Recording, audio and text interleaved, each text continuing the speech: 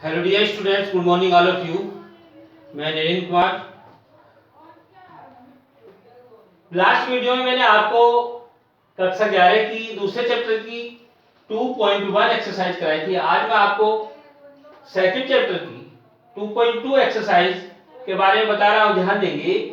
तो इसमें सबसे पहले क्या आता है? संबंध। संबंध यानी रिलेशन।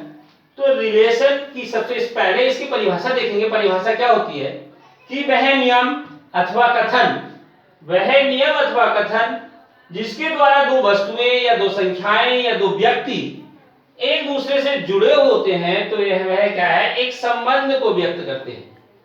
यदि कथन R के द्वारा एक वस्तु X दूसरी वस्तु Y से जुड़ी हो, तो इसको क्या कहते हैं? हम X R Y से निरूपित करते हैं। Y से निरूपित करते हैं। आगे करते हैं। यदि आगे आता है इसमें संबंध के डोमेन तथा परिसर। इसका डोमेन यानी डोमेन और परिसर कैसे निकालेंगे, ध्यान देंगे। डोमेन संबंध का डोमेन और परिसर।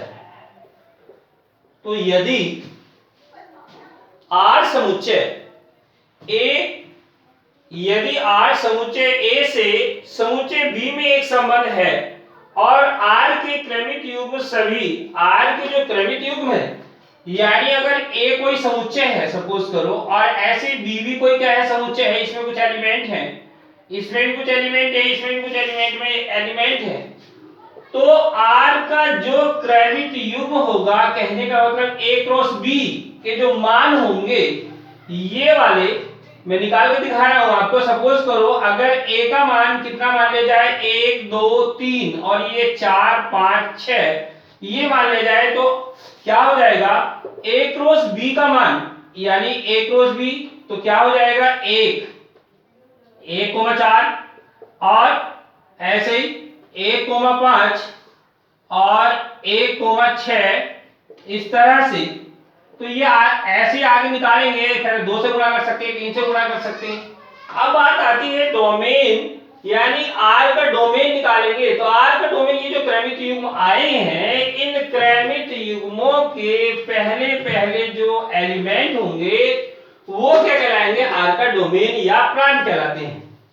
ऐसे परिसर, दूसरी चीज परिसर आती है। तो परिसर में यानी जो दूसरे एलिमेंट होते हैं, जो R का जो क्रमिक युग्म थे ये वाले, इन क्रमिक युग्मों के जो दूसरे यानी Y के जो मान है, दूसरे वाले जो एलिमेंट है, ये सब क्या कहलाते हैं? परिसर कहलाते हैं। ऐसे ही आगे चलते हैं। तो आगे क्या है? संबंधों की कुल संख्या। अब संबंधों की कुल संख्या कैसे निकालेंगे? संबंधों की कुल संख्या। देखिए संबंधों की कुल संख्या के बारे में कैसे। जो A क्रॉस B आएगा, A क्रॉस B के जितने भी एलिमेंट होंगे, यानी ऐसे करके क्या आ जाएगा? 3 आगे सपोज करो। A क्रॉस B में कितने हैं? 3 है, यानी 3 है। तो n यहां n यानी n A क्रॉस B बराबर आपके पास 3 आ गया। तो संबंधों की संख्या निकालने के लिए क्या करेंगे? संबंधों की संख्या बराबर जो होगी वो कितनी हो जाएगी? यानी इसमें 2 की घात n होता, और n क्या है? यहां ये A क्रॉस B में जितने एलिमेंट हैं इतने, ये n है, यानी n क्या है? Number of element of A cross B। तो यहां क्या आ जाएगा? n के स्थान पर कितना आ जाएगा? 3 आ जाएगा। इट मींस कितना हो गया? 2 की पावर 3 या 2 गुणा 2 गुणा 2, तो बराबर क्या आ जाएगी? 8। यहां संबंधों की जो संख्या आएगी वो कितनी आ जाएगी? 8 आएगी।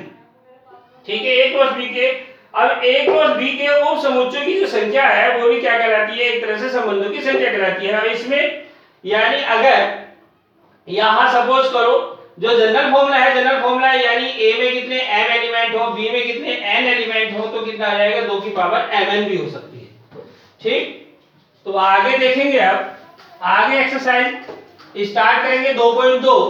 एक्सरसाइज 2.2 का पहला क्वेश्चन क्या कह रहा है, देखिए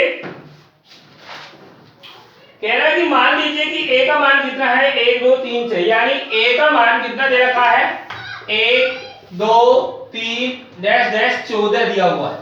अब वो कह रहा है कि r जो रिलेशन है वो किस टाइप से रिलेशन है, x y और x y और ये दे रखा है 3x minus Y, 3x minus Y बराबर 0, जहां x y बिलोंग्स टू, कह रहा है जहां x y belongs to a, द्वारा a से a का एक संबंध r लिखिए, इसके प्रांत सह प्रांत और परिसर ज्ञात करने हैं। देखिए यहां से अगर हम ध्यान दें, ये हमारे पास r की वैल्यू ये है भाई, यहां कह रहा है कि x और y जो है को बिलोंग्स कर रहे हैं, इसका मतलब ये हुआ कि x और y दोनों, x या y के जो मान है वो किसी का ही मान छोटे से आगे नहीं जाना चाहिए।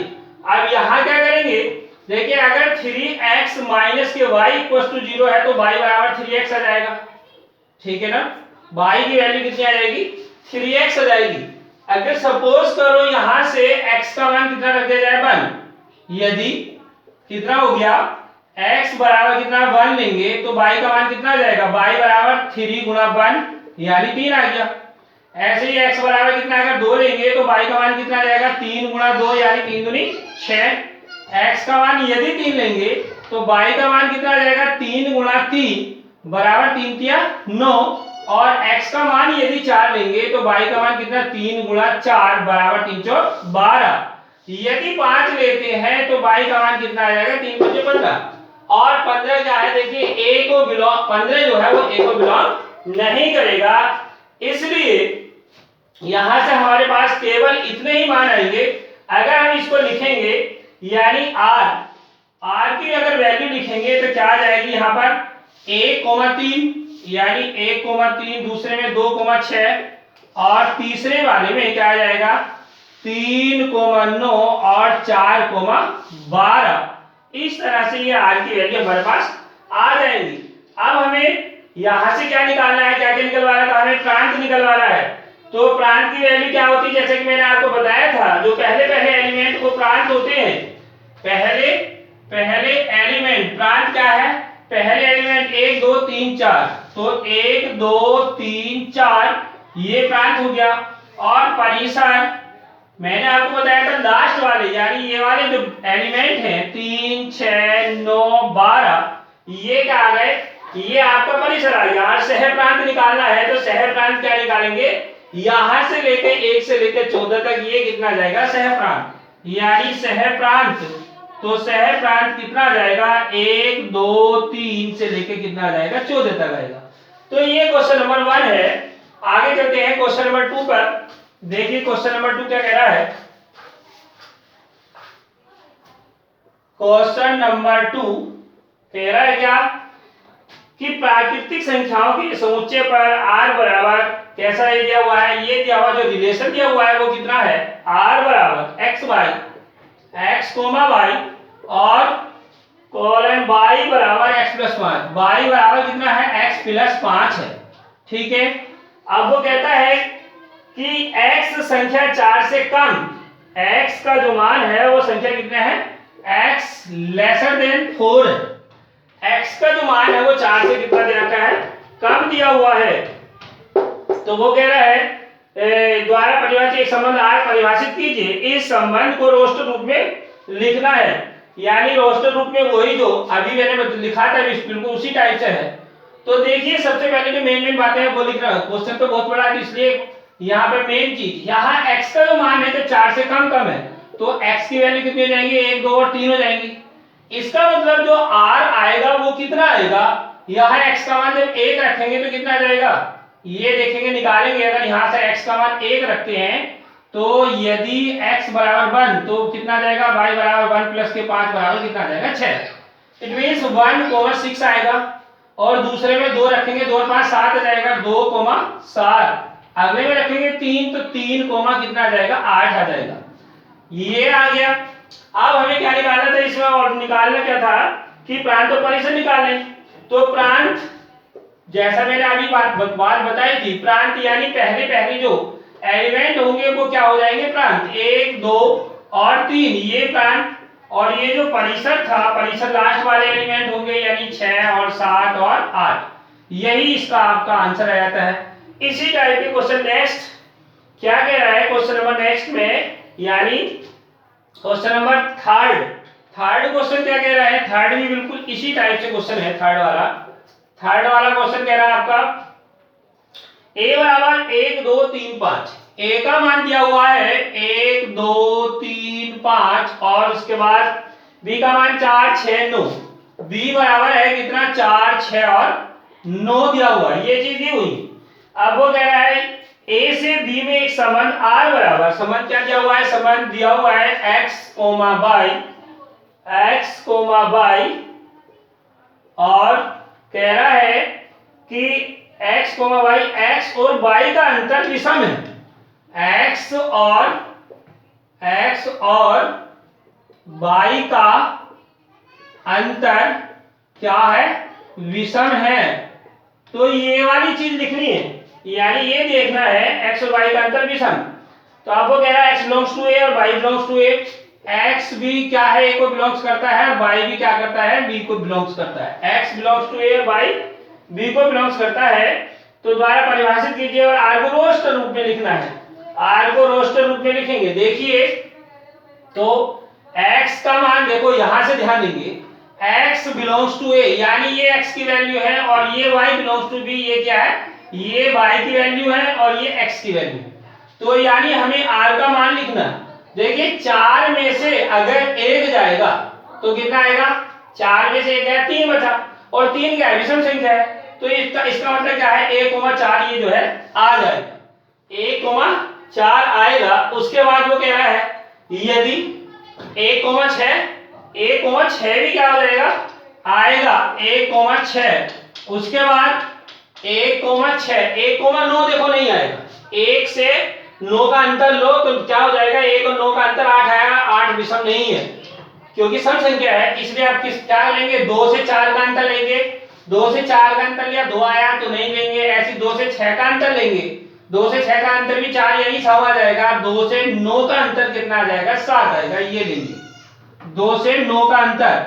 ऐसे ही आप लेंगे 3 से, 3 में से 4, तो 3 और 4, क्योंकि एक आएगा 3 और 4 का, उसके बाद 3 और 6, 3 और 6 में भी लेंगे क्योंकि 3 और 6 का अंतर 3 है, 3 और 6।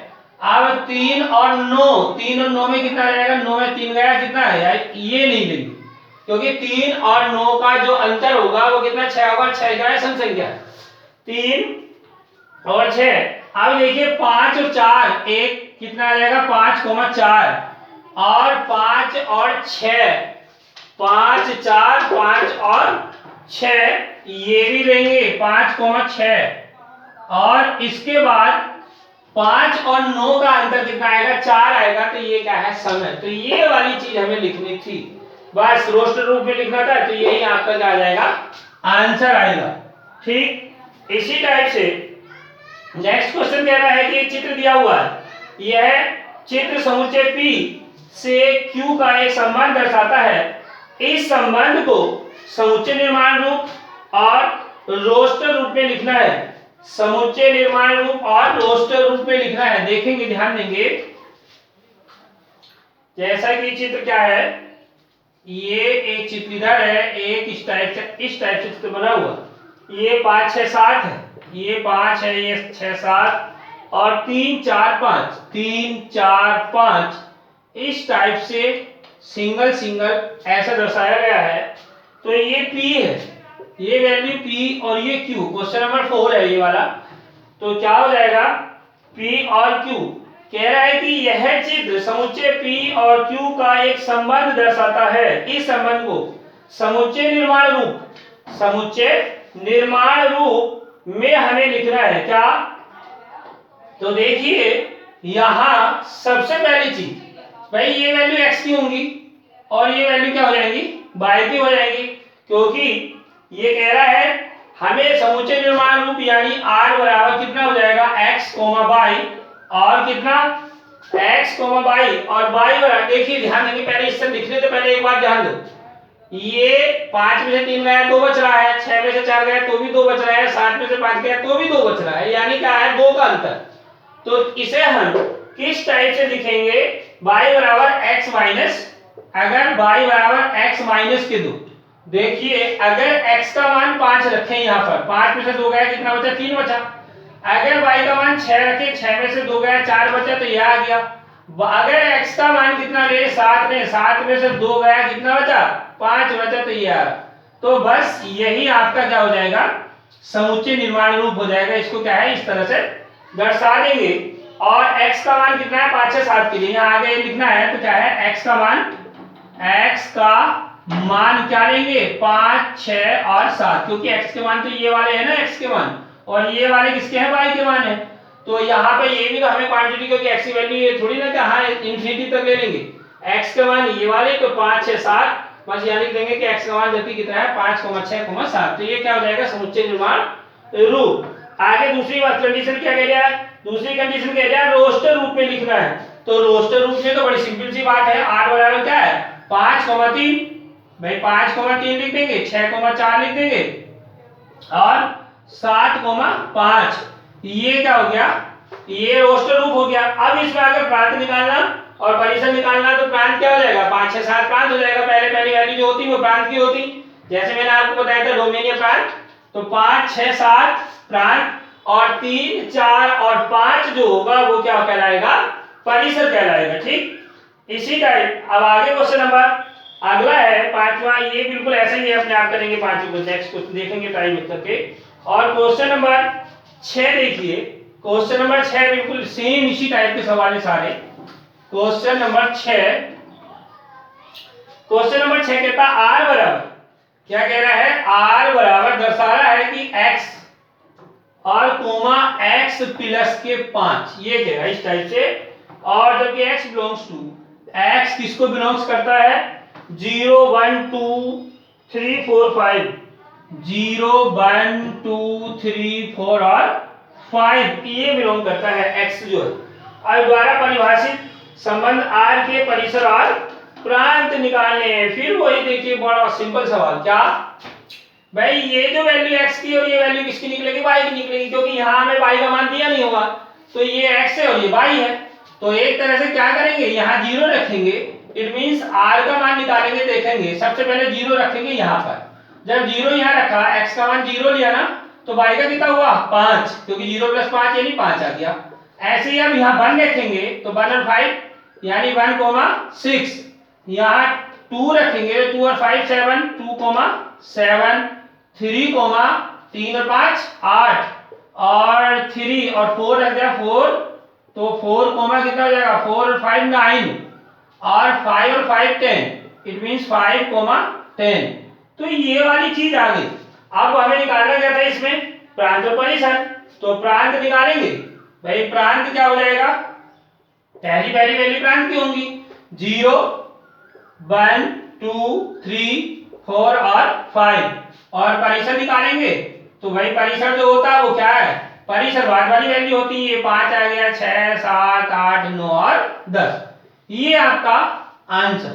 क्वेश्चन नंबर 6, अब देखिए क्वेश्चन नंबर 6 यहां तक। इसके बाद क्वेश्चन नंबर 7 नेक्स्ट वीडियो में आप देखेंगे। मैं आपके यहीं समाप्त करता हूं। जय हिंद, जय भारत।